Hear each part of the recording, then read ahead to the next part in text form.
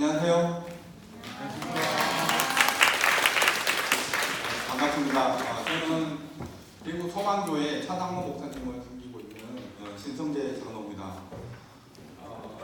중에도 이렇게 또 함께 복음을 가지고 말씀을 사모하면서 우리에게 주신 하나님의 언약을 이렇게 같이 또 인도받아가고 있는 많은 청년분들하고 같이 이 자리에서 만나뵙게 되어서 정말 반갑게 생각합니다. 또 사실 이 자리에 대한 이야기를 들었을 때 로봇 경제 강사방에 구미 지역에 갈 사람하고 이렇게 했을 때 물론 제가 대구에도 있었지만 한번 제일 먼저 손을 들었습니다. 와서 가까운 곳에 계신 우리 청년분들하고 한번 말씀을 나누고 얼굴 뵙고 싶어서 신청을 했더니 가서 열심히 하라고 또 기회를 주신 것 같습니다. 제가 한 시간 정도 같이 말씀을 나눌 때 우리에게 주어진 경제라는 부분하고 하나님께서 주시는 언약이라는 부분이 어떻게 우리가 하나로 만들어서 소위 우리가 늘 말하는 빛의 경제에 대해서 조금 더 분명하고 명확하게 기준을 또 한번 서로 나눠보는 시간이 되었으면 좋겠습니다. 잠깐 먼저 기도하고 시작하도록 하겠습니다. 사랑하는 주님 감사합니다. 저희들을 태초부터 지명하여 부르셨고 또 주님의 값진 복음으로 우리를 인도하사 은혜의 시간표 속에서 이렇게 귀한 값진 축복의 만남을 허락해 주심을 감사드립니다. 주님, 이 시대는 만몬이 주인 되어져서 하나님을 점점 잃어버리며 돈이 주인된 세상에서 이 땅의 참된 가치가 무엇인지 알지 못하는 많은 사람들이 죽어가고 있습니다. 주님, 저희들을 이 땅에 부르셨고 또한 청지기로 세우셨사오니 먼저 저희가 하나님의 앞에 온전한 청지기로 설 수 있는 귀한 은혜의 시간 되게 하여 주시옵소서. 오늘 말씀을 나누며 함께 하나님의 기준을 발견하고자 합니다. 보혜사 성령님께서 저에게 지혜를 허락하시사 이 시간 온전히 주님만 바라보는 귀한 은혜의 시간 되게 하여 주시옵소서. 저희들의 부족함을 주님께서 아시오니 말씀과 나누는 과정 속에 부족한 점은 제하여 주시옵고 오직 하나님께 영광 돌리는 귀한 청지기들의 만남이 되게 하여 주시옵소서. 주님께서 인도하시고 이끌어 주실 줄 믿사옵고 예수님 이름으로 기도드립니다. 먼저 로봇 경제는 혹시 한번 들어보셨습니까? 혹시 저기 중직자 대회나 산업통계 김대구 장로님이 하신 오픈 강좌는 좀 혹시 들어보신 분 있으신가요?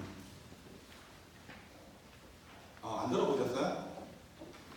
아니면 저하고는 말을 안 하시기로 제가 혈액형이 트리플 A형입니다. 저는 저기 20대까지만 하더라도요 여자들하고 눈도 못 마주쳤습니다.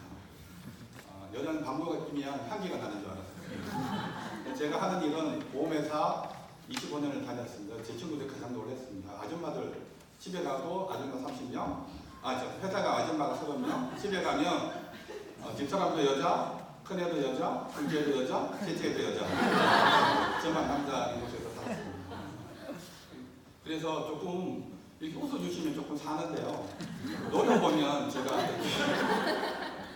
대사도 잘 까먹습니다. 하다가 멈췄다 그러면 쫄았구나 이렇게 생각해요. 그래서 한번 들어보셨던 분들은 한번 정리를 한번 해보시면 좋고요. 또 아니면 저기 왕의 재정 김희진 간사님의 강의를 들어보신 분 들어보셨어요? 김희진 간사가 저하고 크라운 재정사역에서 같이 훈련받은 동기입니다. 그분의 이야기는 제가 옆에서 포럼하면서 직접 많이 들었었고요. 굉장히 놀라운 분이시죠. 저는 예수 전도단하고 같이 옆에 있다가 되어서 죽는데 2007년도인가 8년도에 같이 포럼을 하면서 하나님의 말씀이 떨어지면 그대로 사는 사람이 있는 것도 처음 봤습니다. 그래서 제 신앙은 이게 나는 정말 엉터리구나. 믿음의 전사들이 따로 있구나. 아침에 강단에서 메시지가 떨어지면 그걸 집에 가면서 바로 말씀대로 실천하는 사람들도 있구나. 내 주변에 내 굶는 사람 없도록 하라는 메시지를 듣고요. 그걸 집에 걸어가다가 눈에 띄어있는 구걸하는 사람을 보고 그때부터 도시락을 싸서 바로 그 사람들한테 도시락을 나눠주는 일을 시작했었고 그 일에 전 지역이 다 그리고 자기가 그 3년을 하고 나니까 실제로 그 지역에 배고픈 사람이 없는지 말씀이 소개되는 응답을 받으셨다고 하시더라고요. 저는 그렇게 못하거든요. 저는 말씀이 떨어지면 생각부터 하죠. 이게 내 말인가 아닌가. 그래서 오늘은 먼저 지금 아까 제가 복사를 하나 해달라고 했었던 거 한 장씩 받으셨나요? 네, 성경 구절 중에 2000개 이상이 재물과 관련되어 있는 말씀이 있다고 합니다. 한번 OX를 한번 생각을 해보겠습니다. 돈은 모든 것에 대한 답이다. OX. O 한번 손 들어봐 주십시오. X. X. 네. 전도서 10장 19절 말씀 누가 한번 빠르게 찾아주시겠습니까? 뭐라고 되어 있나요? 혹시 NIV 성경 가지고 계신 분 있으시면 저기 휴대폰으로 NIV 찾을 수 있죠? NIV로 한번 찾아봐 주실래요? 뭐라고 되어 있나요? 혹시 한글 성경 찾으신 분 한번 손 한번 읽어봐 주실래요? 그렇게? 전도서 10장 19절.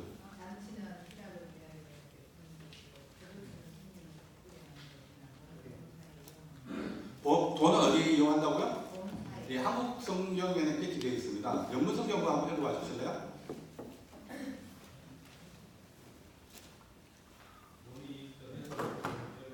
뭐라고 되어 있죠? Money is answer for everything. 뭐예요? 모든 것에 대한 답이죠. 범사에 통용된다는 말, 물론 앞에 말씀하고 보면 돈이 예수 그리스도 모든 문제 해결자 맞죠? 돈이 모든 문제 해결자가 된다는 뜻은 아니고요. 돈이 우리 삶 속에서 굉장히 많은 것에서 포도주는 잔치에만 쓰이잖아요. 돈은 잔치도 열 수도 있고요. 위로도 해줄 수도 있고요. 삶의 여러 가지 형태의 우리의 실질적인 문제에 대해서 답을 주는 거죠. 우리 삶의 근본적인 문제는 예수 그리스도가 많지만 삶의 실질적인 문제를 돈이 해결해주고 있다라고 전도서에 나와 있는 거죠.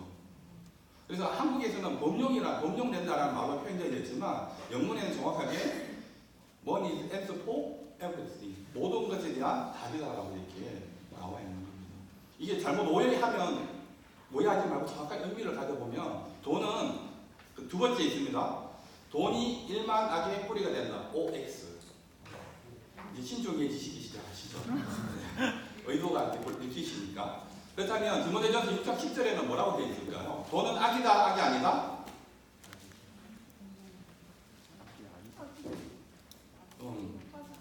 돈이 악하면 여러분도 악을 가지고 다니시는 거예요.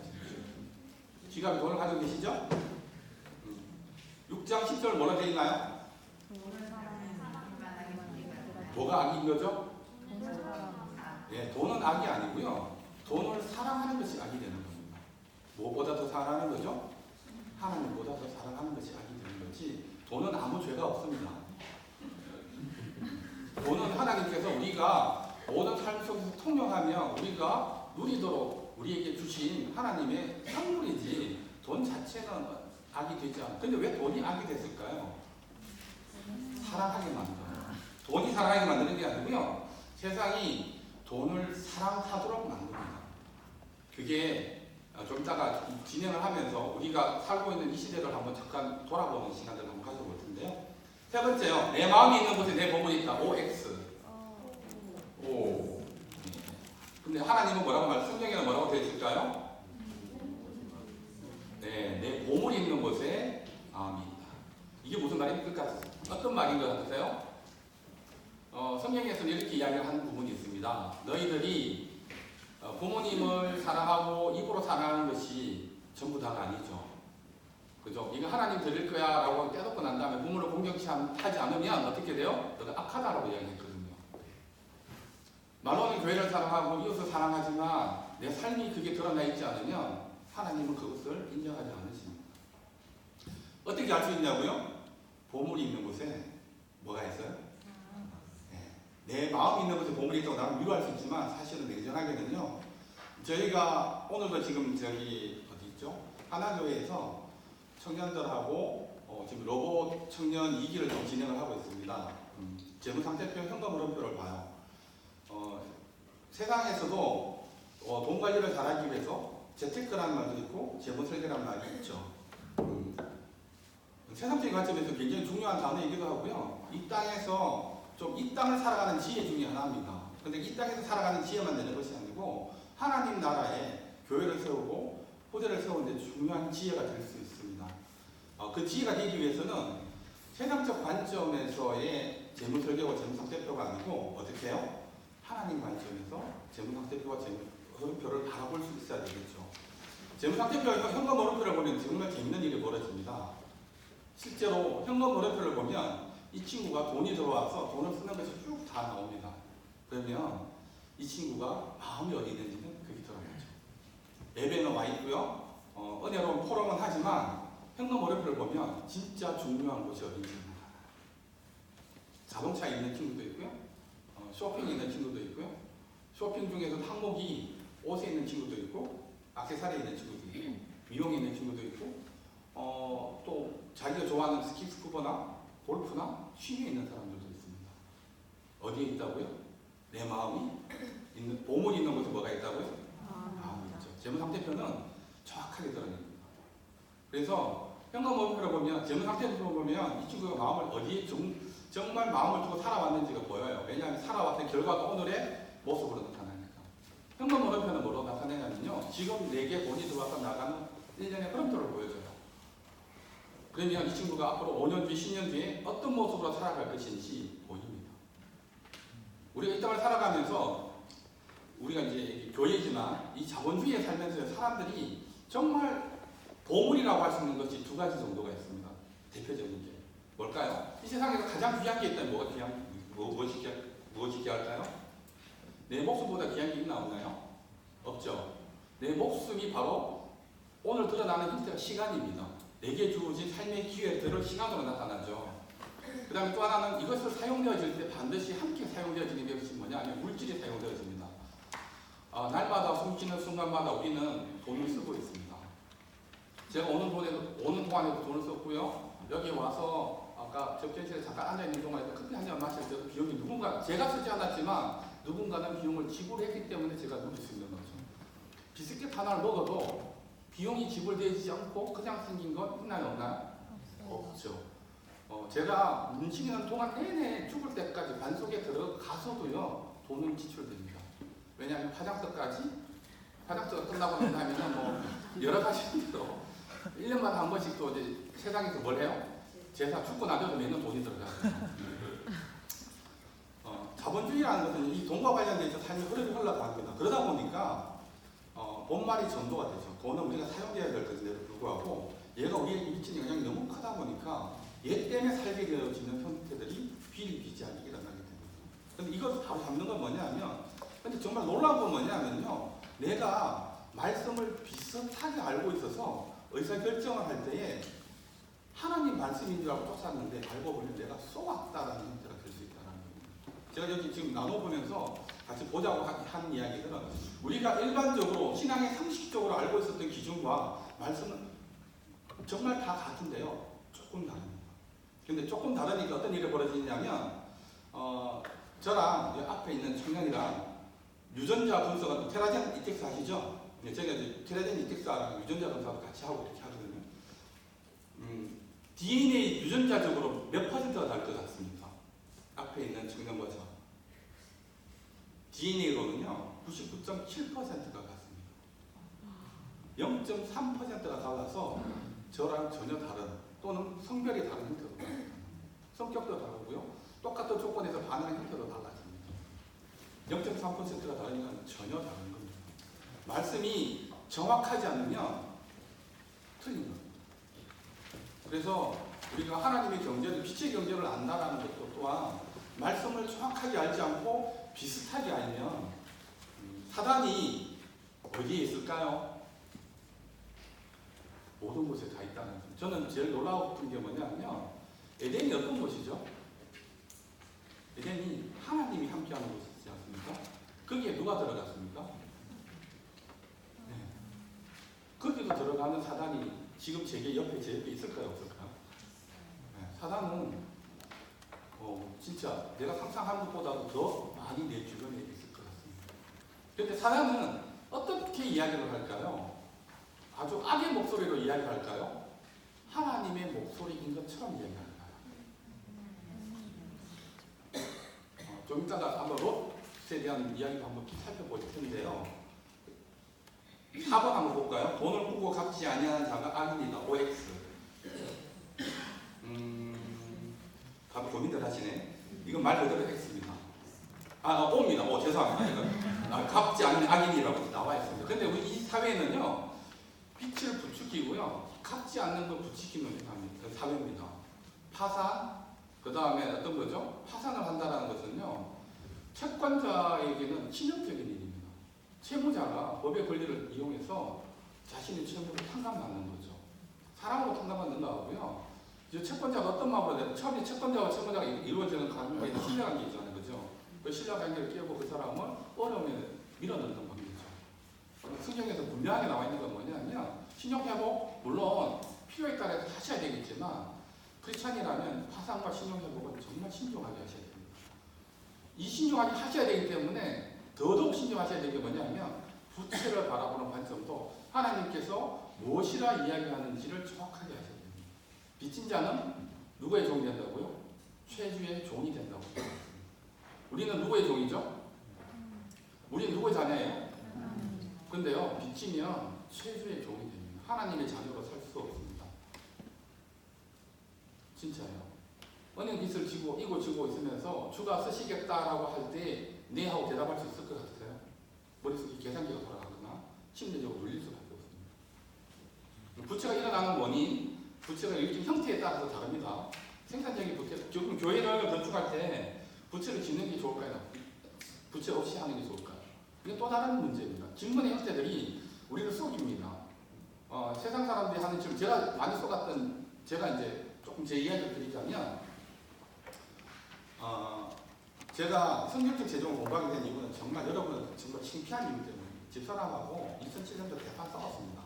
왜 싸웠을까요? 11조 가지고 싸웠습니다. 둘이가 맞벌이를 하다 보니까 돈이 제법 커요. 저는 이제 보험회사를 다니면서 재무상담이라는 걸 하면서 금융센터에서 센터장을 하고 그다음에 많은 사람들의 돈 관리와 돈과 관련된 이야기 조언도 해주면서 이렇게 직장생활을 좀 상당 기간을 했다 보니까 복리, 그다음 시간의 가치, 부채와 또 수익의 투자비 이런 것도 참 많이 다루었었습니다. 그러다 보니까 어떨까요? 11조가요. 계산을 해보니까 이 집이 몇 채가 왔다 갔다 하는 거예요. 계산을 하게 보면. 그래서 이제 좀 힘들어할 때 이야기 나오다가 세전이냐 세우냐 가지고 싸웠어요. 당연히 집사람은 말도 안 되는 소리라고 이야기했었고요. 근데 이제 저희 어리석음에도 불구하고 제가 항상 감사하는 게 있습니다. 항상 싸우면 집사람은 멈춥니다. 그때 비난을 하거나 제가 어디 다니면서 떠들고 다녀서 그렇지 저에 대한 이야기는 부정을 보지 않습니다. 그래서 멈추면 사람이 좀 그렇잖아요. 싸우다가 싸우는 대상이 싹 빠져버리니까. 그래서 이래서는 안 되겠다. 이거 내가 해결하고 넘어가야지 신앙생활이 될 것 같다 해서 교보문고 가서 돈과 관련 책을 15권인가 14권인가 샀습니다. 그렇게 신앙 코너에 나와요. 11조부터 시작해서. 그 중에 만났던 게 성경적 재정이라는 책이었고 책 뒤편에 보니까 그 주부터 10주간에 이루어지는 훈련 기간이 있었습니다. 그래서 참여하면서 제가 이걸 알게 되고 제가 알고 있었던 세상적인 재무 설계와 성경적인 하나님 앞에서의 돈을 관리하는 방법에 대한 이야기를 조금씩 훈련받아갈 수 있는 계기가 되었던 것 같고요. 제가 들었던 이야기는 프레임이라는 이야기 잠깐 들었는데 뭐냐면요. 세전으로 할 것이냐 세후로 할 것이냐는 질문 자체가 성립되지 않는 질문입니다. 그 질문에 들어가는 순간 뭐냐면 머릿속에 하면 그러면 또 어떤 질문이 나오냐면 가이사의 것은 가이사의 것 그럼 세금은 하나님 내라 했으니까 세금을 떼고 계산하는 게 맞나? 뭘 해야 되지? 그런 게 아니죠. 핵심은 뭐냐면요. 내게 재물이 주어진 이 재물은 누구 것이냐면 나는 누구죠? 나의 정체성에서 출발합니다. 여러분들은 하나님의 자녀 맞죠? 하나님의 자녀이자 또 뭐예요? 하나님의 종 맞나요? 종은 주인의 지시를 따르죠. 이걸 갖다가 또 다르게 표현한 말이 청직이라는 단어에 대해서 들어보셨나요? 제가 한번 여쭤보겠습니다. 여러분들은 청직이신가요? 대답이 없으신 것 같아요. 어떤 분이죠? 갑자기 내가 인가 아닌 게 헷갈려서? 아니면 뻔한 질문을 하는 저에 대한 화로 분노에 그러면 이제 대사 까먹는다고 말씀을 드렸는데 다시 한번 여쭤보겠습니다. 여러분은 청직이신가요? 청직이는 무엇 하는 사람일까요? 청지기는 뭘 가지고 있나요? 청지기가 가지고 있는 건 뭐죠? 요셉이 가정충부가 되었죠. 소위 말하는 보디발의 청지기가 된 겁니다. 그러면 요셉이 가진 건 뭐죠? 보디발의 모든 재산인가요? 아니죠. 대신에 보디발을 대신해서 그 모든 것을 의사결정할 수 있는 권리와 권세를 가진 거죠. 그건 누구로부터 나온 거죠? 우리는 하나님의 자녀이자 하나님의 청지기라면 우리의 뜻은 누구의 뜻이죠? 거기에 세전과 세후가 의미가 있나요? 얼마나 하는 게 좋을까요? 10의 1을 하는 게 좋을까요? 10의 3의 하면 좋을까요? 아니, 얼마가 좋을까요? 질문이 잘못되어졌죠. 주가 쓰시겠다 하는 것에 내가 응할 수 있는 준비가 되어져 있는 아니냐죠. 내 삶의 준비되어 있지 아니면요, 10의 1도 하기 힘들고요. 10의 0.5도 하기 힘들어요. 준비가 되어 있다면 10의 9도 할 수 있습니다. 10의 10도 해도 상관이 없습니다. 하나님은 10의 10을 하느냐 10의 9를 하느냐 가지고 좀 꼬라보고 이렇게 막 그러니까요. 예를 들어서 저희 집에 저는 이제 큰애가 23살이고요. 둘째는 18입니다. 막내는 8입니다. 얘는 지가 알아서 태어났습니다. 우리는 절대로 계획적이 없는데 지가 하나님의 은혜로 태어났어요. 우리랑 같이 있는 하나님이 주신 진짜 보물인데요. 8살짜리가 그저께 할머니한테 용돈을 받았습니다. 얼마를 받냐면 한 2만 원을 받았던 것 같아요. 얘가 굉장히 고민을 합니다. 받았는데 혼자 먹기가 좀 뭐한 거죠. 언니도 좀 떼주고 큰언니도 좀 떼주고 그리고 엄마 아빠도 좀 떼주려고 하니까 아까운 거죠. 이걸로 뭘 하면 좋죠? 터닝백 카드를 살까? 이거 가지고 뭘 할까 고민을 하고 있는데 자기의 고민과 그 다음에 그래도 아이스크림 하나라도 입에 물려야지 싶어서 이를 헐어서 10,000원을 헐어서 아이스크림을 사고 고민을 하는 모습을 봤습니다. 여러분은 여러분의 자녀가 그렇게 있을 때 저게 괘씸하게 아이스크림도 하나 안 사고 집에 9,000원 이렇게 팔아내실 건가요? 아니면 입에 넣던 집에 다 넣던 내 입에 넣던 다 이뻐하실 건가요? 하나님은 우리를 어떻게 바라보실 것 같으세요? 하나님이 우리에게 은혜 중에 하나가 페이버라는 은혜가 있다고 들었습니다. 보시기에 좋았다. 여러분은 여러분의 자녀를 보시기에 볼 때마다 기분 나빠요? 그때 다르세요? 크니까 그때 달라지더라고요. 크니까 아주 원수가 아주 한 1년 동안 전쟁을 치른 적도 있었는데 그럼에도 불구하고라는 것이 그 큰애와 저와의 관계였던 것 같습니다. 그러면 하나님과 나의 관계는 어떤 걸까요? 하나님의 자녀라는 관계는 여기에서 절대적으로 승리한다고 저는 신앙생활에서 배우고 있습니다. 다른 게 있습니다. 그렇다 하더라도 제 자녀가 3명이 있지만 한 자녀에게 큰애한테 자녀를 줬더니 얘는 아무데나 처박아 놔요. 관리도 안 하고. 둘째는 꼼꼼해가지고 항상 기름칠하고 먼지 뜯어내고 딱 제자리에 놔둬요. 여러분 나중에 차키를 맡기신다면 큰애한테 맡기실래요? 둘째한테 맡기실래요? 누구한테 맡기실래요? 여러분 저를 별로 안 좋아하시는 것 같아요. 네. 너무 뻔한 질문해서 죄송하긴 한데 그래도 이 앞에서 있으면 여러분이 반응으로 먹고 살기 때문에 조금 해주시면 네. 자 보시면 너무 뻔하죠? 하나님과의 관계도 뻔하다고 생각합니다. 그래서 이야기가 작은 것에 충성된 것에 세상의 것에도 충성하지 않는 것 불의한 점을해도 충성하지 않는 자에게 어떻게 참된 것을 맡기겠냐고 말씀하셨죠. 너무 크게 보지 마시고요. 하나님께서 우리에게 원하시고 바라시면서 둘의 돈으로도요 교회를 세우시고 세계 복음화 하십니다. 하지만 수천억을 준다고 해서 그게 하나님께서 바라시는 걸까요? 정말 슬픈 분이 한 분 계셨습니다. 성완종이라는 분 혹시 아시는 분 어르신들 아실 것 같은데요. 자살하신 분이시죠. 그분이 충청도 쪽에서는 굉장히 크리스찬으로 유명하신 장로님이시라고 들었어요. 그분이 교회도 많이 세우셨고요. 성완종 리스트라고 그 이제 정치권에 있었던 분이신데 자살하셨어요. 스캔들에 많이 시작하고. 하나님께서는 우리가 생각하는 빛의 경제는 무엇이 빛의 경제일까요? 자, 한번 질문 다시 한번 여기 빛이 남아있지만 질문을 다시 한번 드릴게요. 카메라가 있으면 움직이지 못하게. 좀 싸돌아다니는 편인데. 빛의 경제라는 것. 제가 오늘 여기도 성전건축 하셨는데 성전건축을 위해서 한 달에 50만 원씩 저축을 했다. 이게 빛의 경제? 하나님의 경제? 오케이? No? 저를 너무 의심하지 마시거든요. 정답을 맞추신 거고. 그 다음에 또 하나, 제가 오늘 더불어서 내가 우리 집에 확장 자금을 위해서, 그죠?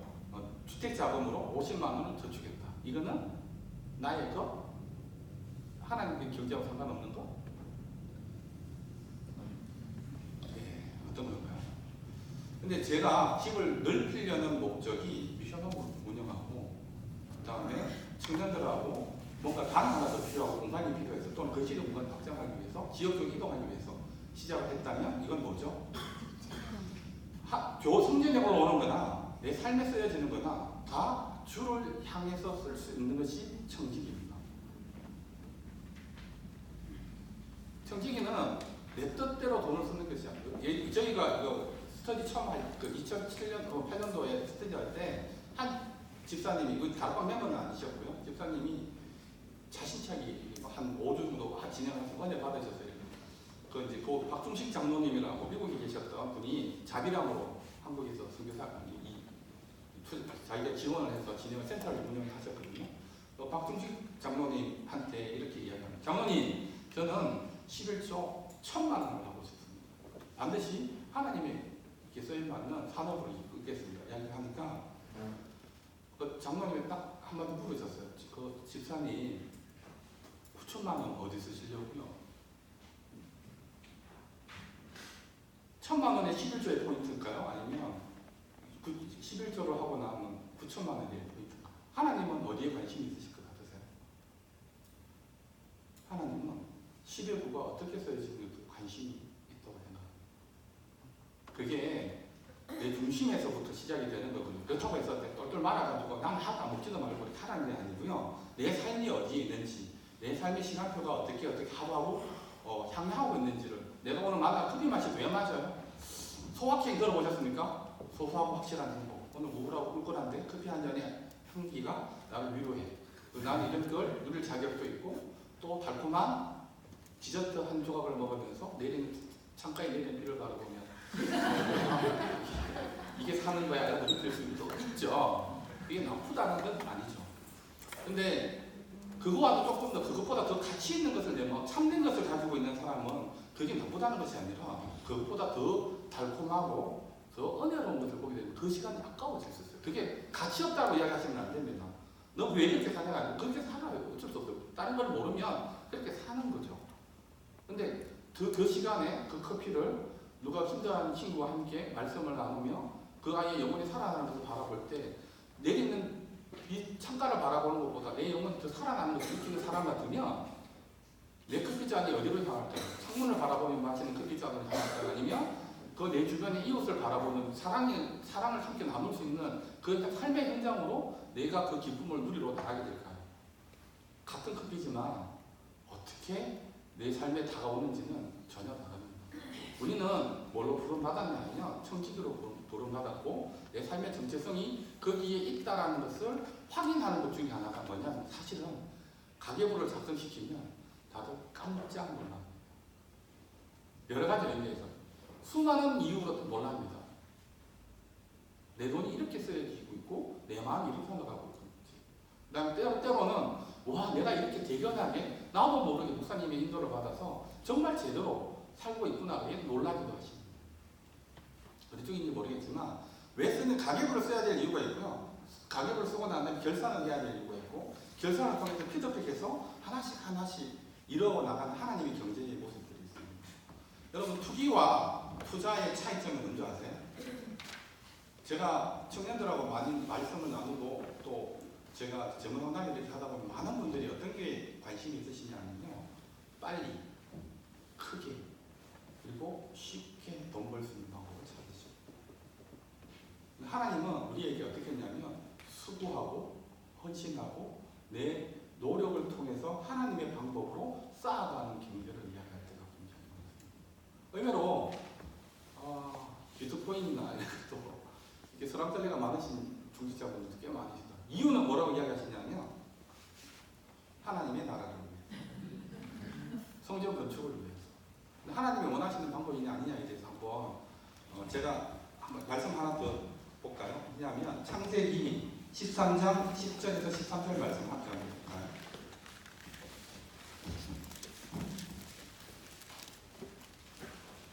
죄송합니다. PPT하고 상관없이 자꾸 진행을 하긴 하는데요. 여기 진행을 할게요. 예. 네. 찾으셨나요? 함께 한번 읽어볼까요? 이에 롯이 눈을 들어 요단 지역을 바라본즉 소알까지 온 땅의 물이 넉넉하니 여호와께서 소돔과 고모라를 멸하시기 전이었으므로 여호와의 동산 같고 애굽 땅 같았다. 그러므로 롯이 요단 온 지역을 택하고 동으로 옮기니 그들이 서로 떠난지라. 아브라함은 가나안 땅에 거주하였고 롯은 그 지역의 도시들에 머무르며 그 장막을 옮겨 소돔까지 이르렀더라. 소돔 사람은 여호와 앞에 악하며 큰 죄인이었더라. 많이 잘 아시는 내용이죠? 이 앞에 왜 아브라함과 롯이 갈라서게 되어졌을까요? 싸웠죠. 왜 싸웠을까요? 싸움의 이유가 있잖아요. 그죠? 왜 다투었죠? 무엇으로 다투었죠? 목동들이 물이 부족한 지역이 있잖아요. 그 물을 먹이다가 물 가지고 싸우는 거죠. 근데 처음에는 안 싸웠죠. 안 싸우다가 싸우게 되잖아요. 자, 이게 왜 말씀드리고 싶냐면 아브라함과 롯의 양 목축업이 굉장히 잘 됐습니다. 처음에는 충분한 지역이었는데 두 사람의 양떼가 숫자가 늘어났다면 산업이 잘 되기 시작했죠. 분쟁은요, 갈등 언제 오냐면 잘 되기 시작할 때 옵니다. 처음부터 아브라함과 롯의 목동들이 싸운 건 아니죠. 그죠? 근데 분쟁이 일어났을 때 아브라함의 태도와 롯의 태도는 조금 다르죠. 아브라함은 어떻게 했습니까? 다툼이 있으니 롯과 싸우고 싶지 않은 거죠. 분쟁을 해결하고 싶은 거죠. 그래서 이렇게 이야기하잖아요. 내가 어른이니까 내가 이리 갈 테니 넌 조카야 너는 저리 가라. 이렇게 이야기하지 않았죠. 먼저 조카의 의중을 묻고 분쟁을 해결하기 위해서 그죠? 근데 롯은 어떻게 했어요? 자, 이때 보면 롯이 선택을 합니다. 읽어볼게요.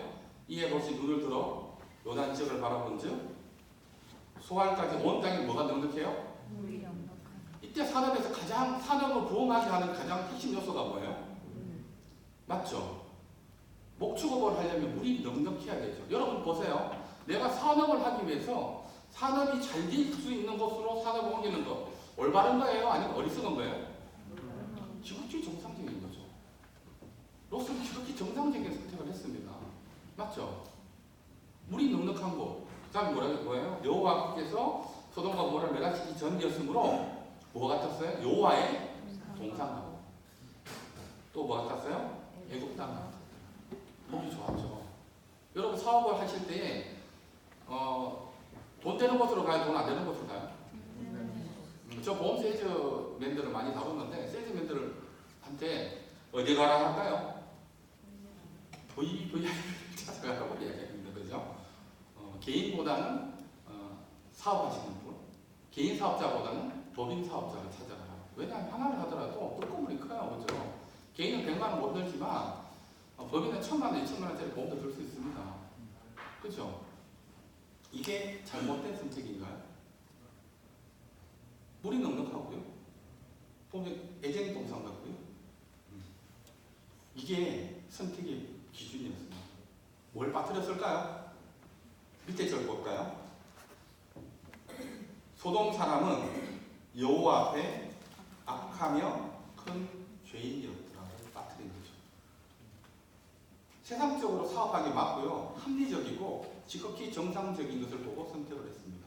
그런데 롯은 빠뜨렸습니다. 하나님이 원하시는 것이 무엇인지를 빠뜨렸던 것 같습니다. 아브라함은 이런 것이 중요하지 않구나. 하나님께서 원하시는 방법, 서로 다투지 않고 하나님의 뜻에 따라서 제단을 쌓고 함께 예배드리기에 힘썼던 것 같습니다. 세상은요, 우리를 어떻게 이야기하고 있을까요? 여기서 잠깐 한번 주제를 바꿔볼까요? 우리가 살고 있는 사회는 사회주의, 공산주의, 자본주의, 민주주의 어떤 사회에 살고 있나요? 너무 뻔한 질문 죄송합니다. 여러분들 분노가 느껴져서 우리가 살고 있는 것은 자본주의 맞나요? 예. 자본주의는 어떤 체제죠? 자본주의가 좋아요? 사회주의가 좋아요? 왜 좋아요? 사회주의는 나쁜 건가요? 사회주의가 어디서 출발한지 아세요? 사회주의의 모델은 초대교회입니다. 아세요?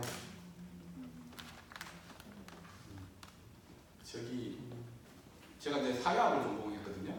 거기에 보면 제가 대학교 다닐 때는 돌 던지고 뭐 이렇게 한 걸 많이 했었는데 여러 가지도 많이 했었는데 87년도에 뭐 이렇게 할 때 실수 많이 맞고 돌아다녔습니다. 근데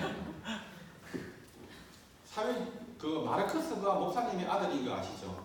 목사님 아들이었는데 그 당시 사회가 굉장히 부조리했었고 자본가에 의해서 많은 사람들이 힘겨워하는 것을 바라봤을 때에 교회를 바라봤을 때 소망이 없었습니다. 교회가 도무지 약한 자를 바라보지 않는 것에 대해서 마르크스는 분노하고 좌절했었던 거죠. 그래서 어디서 찾았냐면 성경에 봤더니 놀라운 집단이 있었습니다. 마치 모든 것을 함께 통용하고 어떻게 일을 하냐면요. 하나님을 위해서 모든 걸 초대교회에서는 헌금을 어떻게 했을 것 같으세요? 10의 1, 10의 2, 10의 3? 무섭게 했습니다. 뭐냐면요.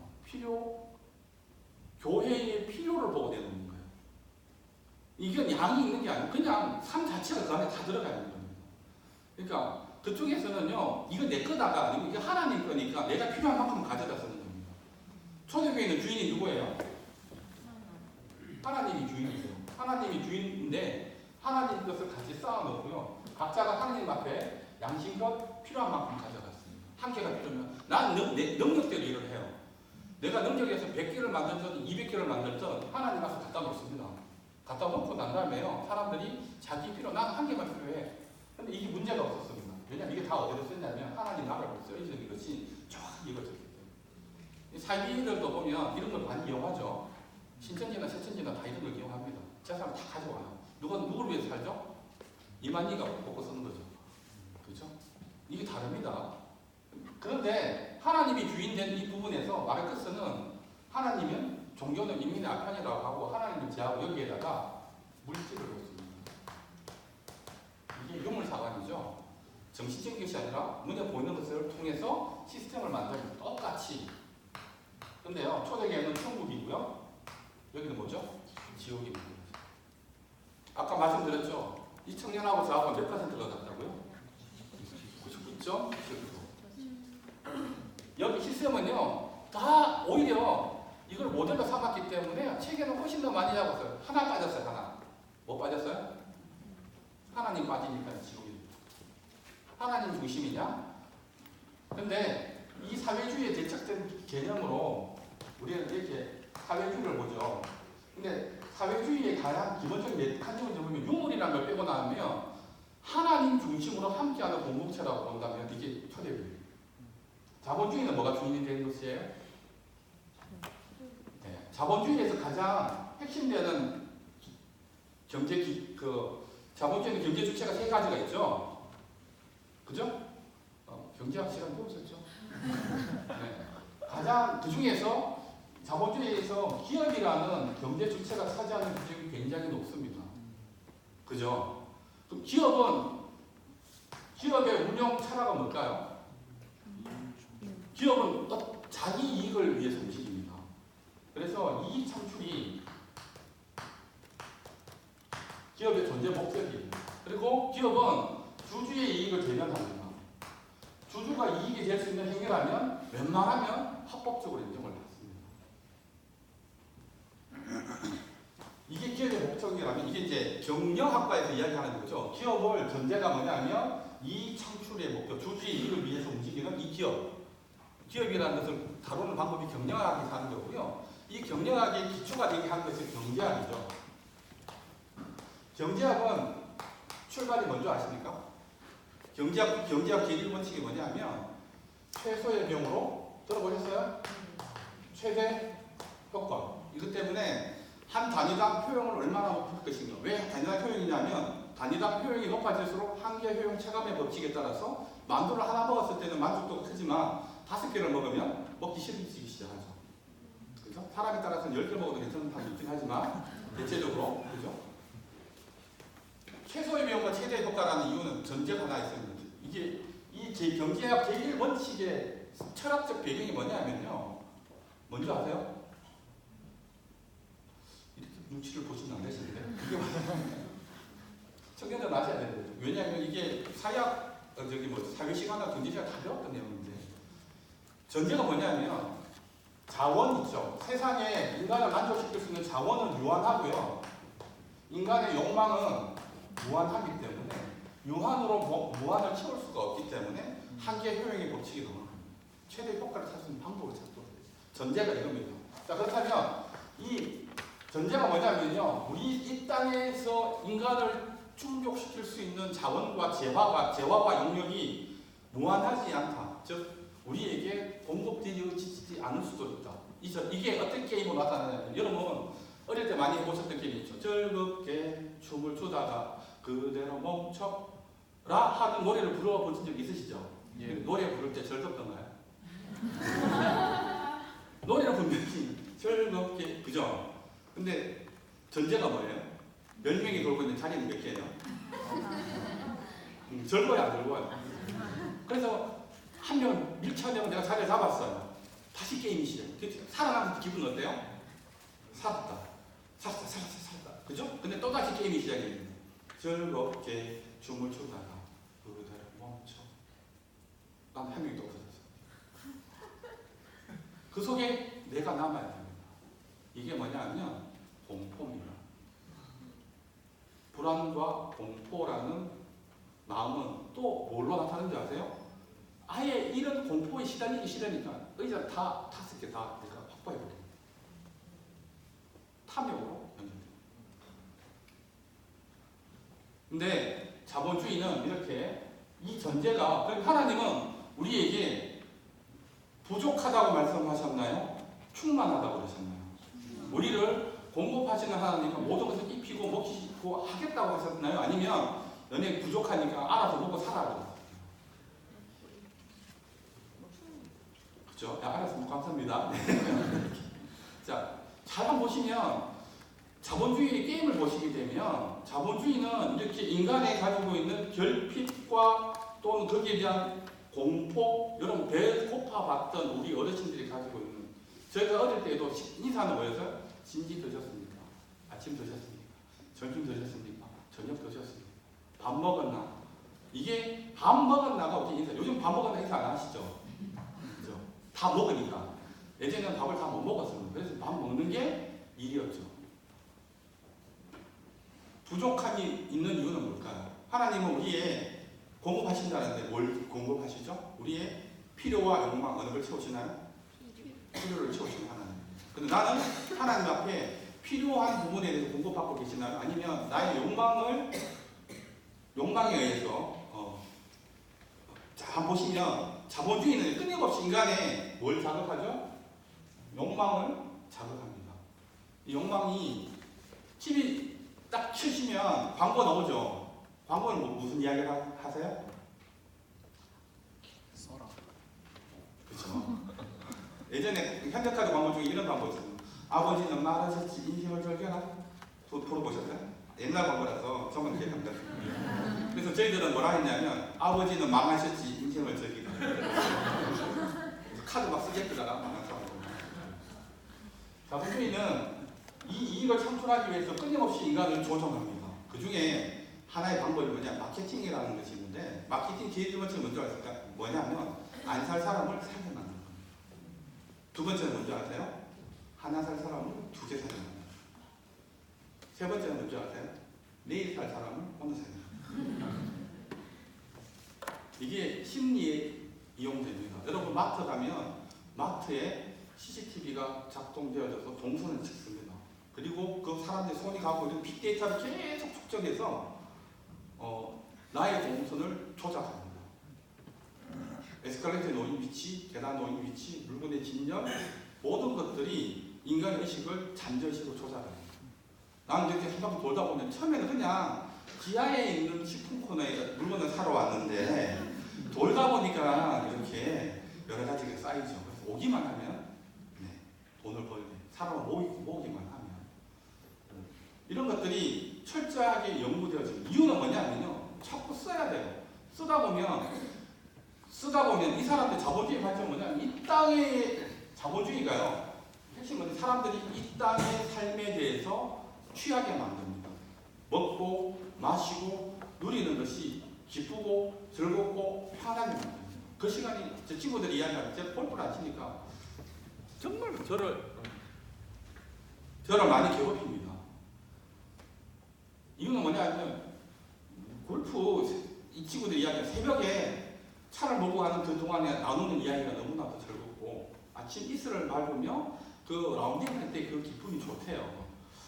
그 기쁨 꼭 거기까지 가서 그냥 아침에 교회에 가서 아니 기도 드려도 나는 충분히 기쁜데 안 그러신가요? 날마다 누릴 수 있는 걸 갖다 특별한 날 돈 써가면서 누려야 되는데 그걸 잘 자취를 못해요.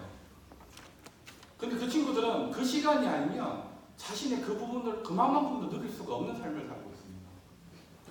한 집에 살고 있지만 부부가 아니고 각자 돈 쓰기 바쁜 사람이지 돈 때문에 모여있는 관계지.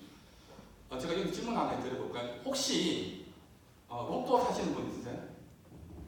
사보신 분? 사보셔도 괜찮은데. 오늘 로또 사보세요. 로또가 당첨이 되실 겁니다. 자, 오늘 저녁에 이거 마치자마자 사시면 저녁에 딱 했더니 내가 47억이 당첨됐어. 누구한테 이야기하시나요? 그죠? 합니다. 제가 이 질문 어디 제일 많이 했냐면 부부 강의할 때 되게 많아요. 여자분들 강의하고 또 재테크 강의를 많이 했었으니까 남자분들 하고 있죠. 여자분들 100명인데 물어봤습니다. 오늘 로또 당첨됐습니다. 누구랑 이야기하시나요? 이야기 안 합니다. 100명 중에 저기 남편이랑 이야기할 사람 손 한번 들어보시죠. 그죠? 현실을 잘 보셔야 돼요. 남자분들한테 물었습니다. 로또 당첨은 47억이 됐습니다. 누구랑 이야기하실래요? 집사람 이용하는 사람 있을까요? 없을까요? 있어요. 몇 프로? 8% 정도 돼요. 92%는 이야기 안 하죠. 왜요? 그래서 이게 비극입니다. 이유는 뭐냐면요. 기쁨을 공유할 대상자가 내 옆에 사람이 아니라는 겁니다. 이걸 함께 할 사람이 아니라는 거예요. 여자는 좀 많아요. 여자는 한 20% 정도는 남편한테 이야기를 한다고 합니다. 잘 골라보시면 돼요. 근데 이 이유가 뭐냐면요. 커뮤니케이션이 되고 서로의 삶이 공유되는 사람은 기쁨도 공유합니다. 큰 기쁨 안에 축복으로 들어갑니다. 근데 방금 이야기했던 90%의 사람한테 로또는 제한입니다. 제일 먼저 뭘 바꿀까요? 내 옆에 있는 사람부터 바꾸죠. 이혼이에요. 왜냐하면 돈 받고 이혼하면 반편 나눠야 되잖아요. 그죠? 미리 내보내야 안 나눌 수 있죠. 그죠? 저기 부자들, 이 돈과 관련된 상담이 일어난 거 보면 사람이 얼마나 어떤지를, 돈에 사람이 취해 있는지를 여러분 아실 수 있습니다. 이게 언제부터 우리가 이 각인되어졌을까요? 돈에 대해서. 엄마 뱃속에서.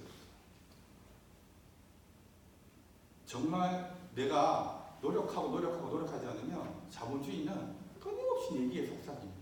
뭐 암적하고 뭐 검색하고 이 여기가 천국인가 봐.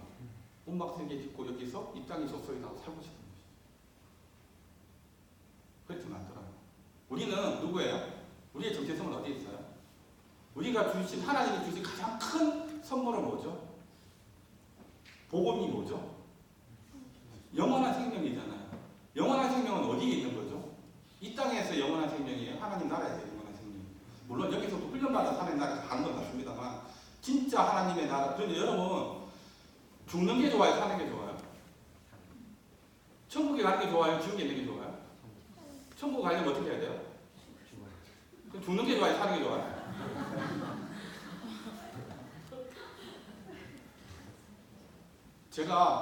제게 안희숙 사모님은 참 특별한 분이신데 만나본 적은 없습니다.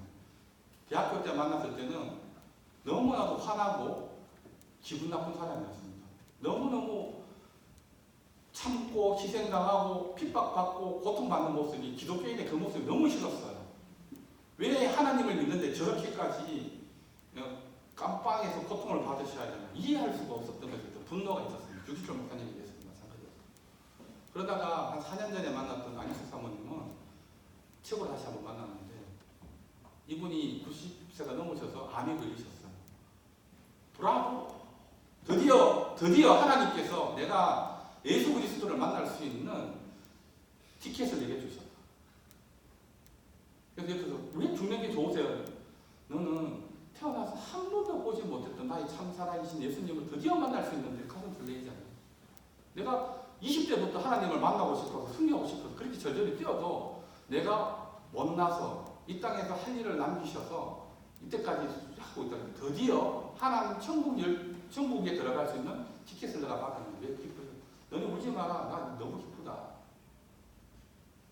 그분의 삶의 소망은 어디에 있었냐면 이 땅에 있지 않았어. 그렇다면 이 땅은 비참하게 살잖아요. 그렇지 않아요.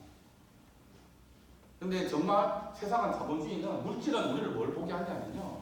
오늘 내 입에 들어가는 거, 내 몸에 걸치는 거, 내가 사는 집 비교하고 평가하면서 끊임없이 나를 하나님을 바라보지 못하도록 영적 상태를 만들어 놓죠. 이게 경쟁하고 부추기고 결핍하고 부족하고 충만하지 못하는 것에 대한 언어가 어떻게 나타날까요? 아이들한테. 어릴 때 작은 아이들한테 우리가 일상적으로 던지는 말들이 단어가 어떤 것인지 한번 생각해요. 광고는 TV를 틀어보면 애들이 어떤 것을 보고 있을까요? 요즘 장난감 광고 있죠. 얼마나 무서우냐면 어릴 때 본 것을 자기가 사게 돼 있어요. 그 사지 못하면 울게 돼 있고요. 그것을 충족하는 과정이 있어요. 욕망과 탐욕을 따라갔을 때 보상이 또 와요. 그 보상을 받고 피드백을 받는 과정이 어릴 때부터 계속 반복이 되어진다고. 근데 복음이 들어와서 어느 날부터 돈 쓰기나 모든 것이 하나님 앞에서 충성되게 딱 갈 수 있을까요? 끊임없이 공동체 속에서 그리고 삶 속에서 지갑을 꺼낼 때마다 옆에 넣어보세요.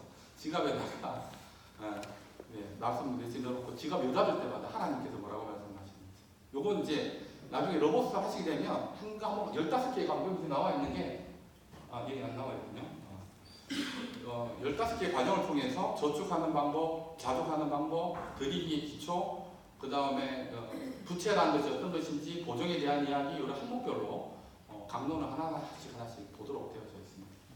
자, 제가 두 수업씩 11가지 말씀을 드렸는데 제가 오늘 그러니까 하나의 서론 형식으로 드리고 싶었던 건 뭐냐면 프레임입니다. 프레임.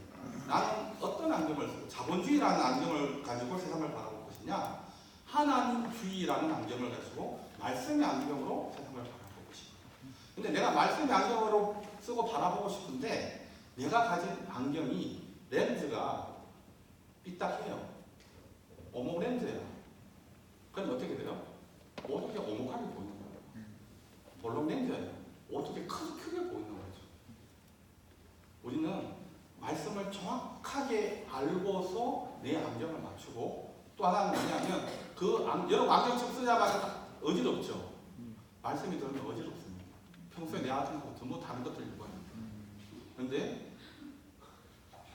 왜 웃으세요? 그런데 이게 얼마나 참된 것을 볼 수 있는, 걸려 넘어지지 않고 자유롭게 되어질 수 있는지를 하나씩 이렇게 나누어 가는 것이 또한 포럼이라고 생각합니다. 강단의 메시지를 내 삶 속에서 살아가면서 내 산업의 현장과 내 산업의 현장에서 이루어진 수많은 의사결정이 하나님 보시기에 아름답더라. 그 결과가 비록 때로는 내 입에 들어가고 싶은 아이스크림으로 나타날 수도 있고, 큰 마음 먹고 뚝 떼어서 형제들과 나눠줄 수 있는 것도 있지만, 더 어느 것이라도 내 중심에 하나님을 사랑하는 중심에 있다면 하나님은 우리를 손을 놓지 않으시고 더해주신 은혜가 분명히 있습니다. 그것이 우리의 간증이 되어야 되지 않을까 생각을 해봅니다. 내가 이랬더니 이랬더라. 내가 이걸 했더니 했더라는 것은 그렇게 의미가 없지 않을까 싶습니다. 그것보다는 내가 이러든 저러든 내가 이게 있든 없든 상관없이 하나님 앞에 내가 평생의 언약을 걸어가야 될 내 여정이 어디에 있는지를 먼저 보시는 거고, 그런 것들 속에서 또 하나 보셔야 될 것들 중에 하나가 내가 주변에서 들리는 소리를 분별하실 수 있는 분별의 힘을 키워야 되지 않을까 생각을 합니다. 로봇 경제는 로봇이라는 우물의 이름을 따서 진행을 합니다. 로봇은 아시죠? 이삭의 우물이죠. 분쟁을 그치게 한 우물이죠. 몇 번째 우물인가요? 한 이삭이 우물을 팠을 때에 그 지역에 살던 아말렉 족속이라나 그 지역에 살던 족속이 와서 여러분 한번 생각 한번 해보세요. 이 땅에서는 우물, 그 당시 우물은 어떤 거죠? 굉장히 시골에는 그런 우물은 아닙니다. 수천 마리의 양을 먹일 수 있는 큰 오아시스 같은 거죠. 베트남 사람들이 한국에 들어와서 대구에서 그 외곽 옆에서 땅을 하나 해가지고요 살더니 거기서 탔더니 원유가 터졌어요. 기름이 대량의 기름이 터졌으면 살던 사람의 마음이 어떨 것 같아요. 지금은 자본주의 좀 민주주의 사회니까 한데 한 200년 전쯤에 이 땅에서 정말 금광이 하나 굴러들어온 사람이 금광을 개발했어요. 그러면 나라에서 뭐라 그럴까요? 그거 우리 거야. 너 나가. 똑같은 거죠. 주변 사람이 화가 난 거예요. 그랬더니 이삭이 어떻게 했어요? 너 가죠. 하고 또 가서 탔더니 뭐가 나왔어요? 또 우물이 나온 거죠. 그것도 줘. 그것도 가죠. 그것도 줘. 근데 얘네들 자꾸 땡깡치기다가 보니까 이상하거든요. 와서 화해를 정하죠. 하나님이 함께 하시는 사람인 것 같으니까 우리 사이좋게 지내자. 더불어서 어떻게 되냐면 그 이삭이 살던 금동에 물이 풍성해졌죠. 없던 우물이 4개나 생겼잖아요. 나 혼자 살고 사는 것은 하나님의 축복은 바보 같은 것 같지만 하나님의 방법들을 갔을 때 주시는 하나님의 은혜, 함께 화목케 하는 은혜. 그리고 복음은 뭐죠? 살리는 은혜가 어떻게 나타날까요? 경제에서도 똑같은 원칙이 드러납니다. 제가 권해드리고 싶은 책 중에 하나, 저는 이제 오인세대시라는 지혜를 같이 저희 나라 멤버들하고 또는 일반 교회 계신 분들 같이 계십니다. 크리스찬들 한 10분 정도 하고 아침마다 미팅을 할 때 토론하는 책 중에 하나가 P31이라는 책이 있습니다. 하경록 목사님이 자신의 회사를 경영하시는 경영 철학을 잠언 31장의 말씀 위에 회사를 세우셨고 미국 청년들이 가장 존경하는 크리스찬 기업가이고 가장 근무하고 싶은 회사로 되어졌습니다. 백인이 세운 회사가 아니고요. 이민 1.5세대 동양인이 세운 회사가 가장 은혜롭고 존경받는 회사 대표로 됐습니다. 거기는 이분은 기업을 세울 때 아까 기업이 목적이 뭐였다고 했죠? 이익 창출이 목적이라고 그랬죠? 이분은 기업을 세운 목적이 뭐냐면 하나님 사랑의 정답이 이웃 사랑의 실천으로 기업을 세웠습니다. 이웃 사랑이라는 모토 아래 기업을 운영했고요. 그래서 축복을 받은 기업입니다. 세상은 이익 창출이 기업의 목적이라고 하지만 하나님의 기업은 이웃 사랑이 목적이 되는 거예요. 그게 P31이나 잠언 31장에 나와 있는 말씀 한 절 한 절 가지고 사교를 만듭니다. 이분은 신입사원 면접을 하면요. P31을 읽고 온 사람만 면접을 합니다. P31에 대해서 토론을 하고요. 가치관이 맞으면 채용을 합니다. 인턴으로 하는 동안에 입으로는 P31에 대한 이해를 하고 들어올 수 있지만 삶 속에서 P31을 삶 속에 실천하는지 아닌지를 테스트해보고 정식 직원으로 뽑습니다. 정말 놀라운 기업이고요. 그 기업의 리더가 한국분이신 것도 정말 감사하고 이분은 심장 수술을 2번을 하신 분이십니다. 3번째 심장 수술을 앞두고 있는데 이유는 이분이 알 수 없는 이유로 심장이 이제 망가져버렸죠. 그래서 또 고속도로에서 의식을 잊고 이렇게 이런 상황이 있었는데 책을 한번 보시면 유튜브에서 보셔도 괜찮습니다. 근데 그분이 자신의 심장을 그러니까 이제 심장이 올 때까지 6개월 동안 말씀에 집중하고 기도하면서 하나님이 다시 깨닫게 됩니다. 그리고 난 다음에 하나님을 위해서 살기 결심을 하고 난 뒤에 심장이 옵니다. 건강한 심장이. 그런데 그날 자신과 똑같은 심장이 필요한 새로운 환자가 됩니다. 그런데 모르고 수술하셨으면 그게 끝이 났을 텐데 의사가 지나가면서 뭐라고 했냐면 저 사람은 안 됐네. 시간이 없어서 죽을 것 같아. 당신 심장이 똑같은데 이 사람이 그 자리에서 바로 결정을 합니다. 내 심장을 저 여인에게 주세요. 그래서 의사가 말을 합니다. 무슨 말도 안 되는 소리야. 당신 가족도 상관이 없고 가족도 무조건 안 된다고 하니까 주세요. 수술을 합니다. 그래서 여인은 일주일 만에 태어나고 이 사람 혼수 상태에 빠져들기 시작. 온 병원이 난리가 났습니다. 병원의 모든 환자와 의사와 모든 사람들이 인사가 뭐냐면 미스터 하가 살아있는 죽었네요. 보름간 혼수 상태에 빠집니다. 미국 전역을 뒤져가지고 심장이 하나 공수해 옵니다. 한 달 채 안 되는 시간에 심장을 다시 수술합니다. 근데 이 심장 알고 보니까 안 그러면 죽을 것 같으니까 알코올 중독자의 심장이었습니다. 그래서 심장 수술을 하면 안 되는 심장이었는데 급해서 심장 수술하면 짧게는 15년, 길게는 20년이면 한시적으로 쓸 수 있다고 그러더라고요. 평생 영구히 쓰는 심장이 되지 못합니다. 근데 이분이 7년 만에 심장이 다시 이제 문제가 생겼고 그때 자기가 알코올 중독자 진단을 받은 거라고 다시 심장 수술을 합니다. 그 심장이 20년이 돼서 지금 문제가 일으키고 있습니다. 미국에는 법에는 심장 이식을 2번 아무리 돈이 많아도 한 사람이 2번 할 수밖에 없도록 되어져 있습니다. 그런데 이분이 이제 하 목사님은 이제 내게 하나님께서 주신 소명이 끝났구나. 왜냐면 자기는 알잖아요. 걷는데 똑같은 심장 이상이 생기기 시작했습니다. 그래서 이제 가족들한테 알리고 이제 소천하실 준비를 하시겠다고 이렇게 생각하고 있었는데 미국에서 한국에 자주 들어와 계시거든요. 연락이 옵니다. 심장 이식 받아라. 법이 근데 법이 바뀌었어요. 어떻게 바뀌었냐면요. 하경록 목사님처럼 누군가를 위해서 자신의 심장을 희생한 사람에 대해서 한 번에 더 심장 이식을 해줄 수 있는 기회를 법으로 바뀌었다고. 지금 이분이 이제 심장 이식할 준비를 하고 계신데, 근데 생각해 보세요. 하경록 목사님이니까 그걸 했지 누가 내 심장을 저 여인에게 주라고 할 수 있겠습니까? 이 사람을 위해서 법이 바뀌어서 이 사람 그 주치의가 로비를 하셨겠죠. 이 사람이 받은 법을 바꾸시고 기회를 다시 주시는 거죠. 근데 이분은 이 땅에 있는 거냐 하나님의 가는 건 중요하지 않죠. 여기 있으면 여기 하는 거고요. 가면 하나님 만나는 거죠. 이게 크리스찬이 가지고 있는 삶의 태도죠. 이 가치를 가지고 재물을 바라보고 내가 일어나고 있는 사업을 바라보고 교회를 바라보고 공동체를 바라보면서 초대교회가 했던 것처럼 주가 쓰시겠다고 할 때에 내가 언제든지 자원할 수 있는 준비를 만드는 거. 로봇 경제처럼 세상 사람들과 세상의 방법으로 싸우고 있는 것이 아니라 하나님의 방법으로, 하영록 목사님도 마찬가지로 하나님의 방법으로 말씀에 의지하여 말씀에 순종하여 기업을 경영합니다. 그래서 한 기자가 이분에게 묻습니다. 속으로 이렇게 기자가 책 선문에 이렇게 나와 있습니다. 자기는 이 하영록이라는 사람이 미선 덩어리라고 생각해요. 인간이 가식 덩어리가 세상을 속인다고 생각을 하고 질문을 던졌습니다. 당신은 어떻게 하나님의 뜻을 그렇게 빠른 시간 내에 판단할 수 있습니까? 라고 질문을 합니다. 책에는 그렇게 나와 있어요. 근데 하 목사님 이렇게 얘기해요. 너무 간단합니다. 내가 손해보는 것이 하나님의 뜻입니다. 이분의 판단 기준은 복음에 유익한 그 말씀대로 선택을 하는 거예요.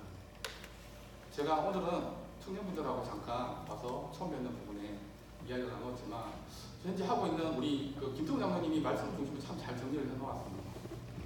또 기회가 되신다면 이쪽에서도 청년들과 함께 교재와 그 다음에 오디오는 원하시면 그대로 다 제공이 되어집니다. 컨텐츠하고 텍스트하고 15강에 대한 김태우 장로님 음성 파일은 제공이 되어집니다.